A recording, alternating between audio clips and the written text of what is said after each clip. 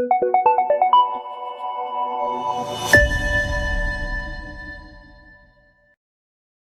RCV recevait Salitas ce dimanche 7 novembre au stade Obi de Bobo-Dioulasso. Match déséquilibré sur le papier qui nous offre pourtant de belles surprises. Dans le début, les Tigres se montrent agressifs et arrivent à bousculer Salitas avec un effectif de manie. Le jeu des locaux finit par payer à la 28e minute avec un excellent appel de Kaflou dans le dos de la défense des Colombes. 1-0, le leader est surpris d'entrer le jeu.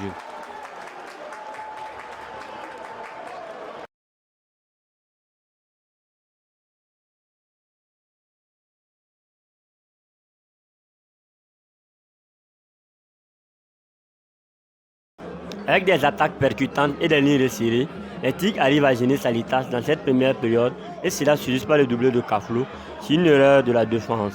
2-0 à la 41e minute. Un but qui montre les largesses défensives de Salitas dans la soirée.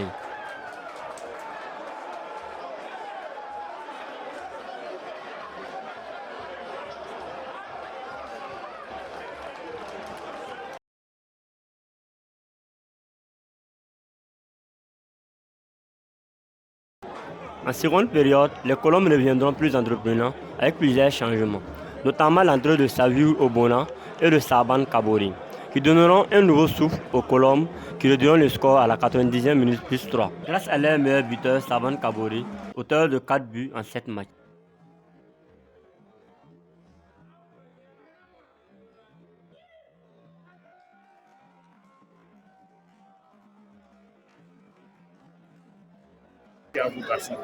Bon, c'est une question de préparation, de plan de match.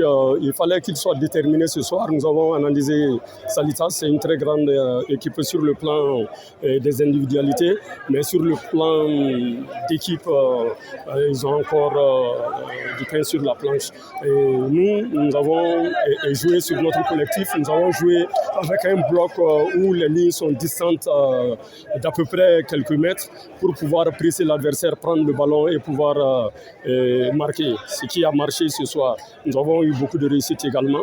Bon, donc le football aussi c'est ça. Quand on ne gagne pas, on ne doit pas trop se plaindre parce que quand le moment serait venu, vous allez gagner. Ah non, le Racing n'a jamais joué pour le maintien. Le Racing est une grande équipe et il va toujours jouer pour le haut du classement, et pour le podium.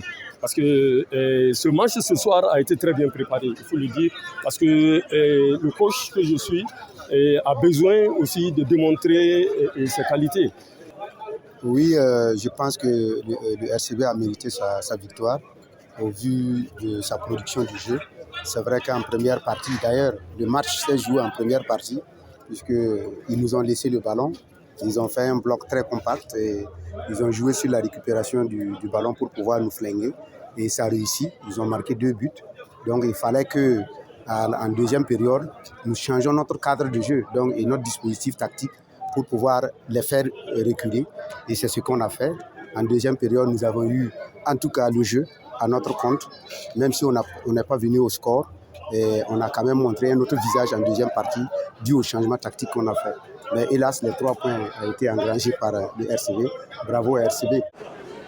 Vitesse FC recevait Kiko ce samedi 6 novembre au stade Obi de Bobo-Dioulasso. D'entrée, les hommes de Bebeto maîtrisent leur sujet et marquent à la 26e minute sur une mauvaise appréciation de la défense adverse, ce qui profite à Damassi Konaté. 1-0 pour les Guépards.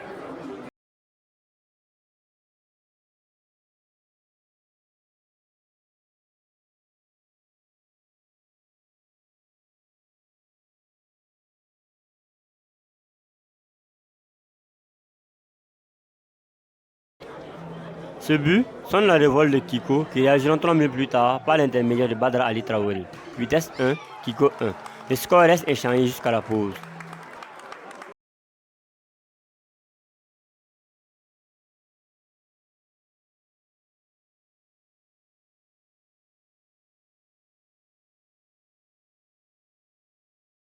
En seconde période, les premiers ont été les plus entreprenants, mais ne réussiront pas à scorer jusqu'à la fin du match. Score final, Vitesse 1, Kiko 1. Kiko fait une bonne opération, Vitesse n'y arrive plus.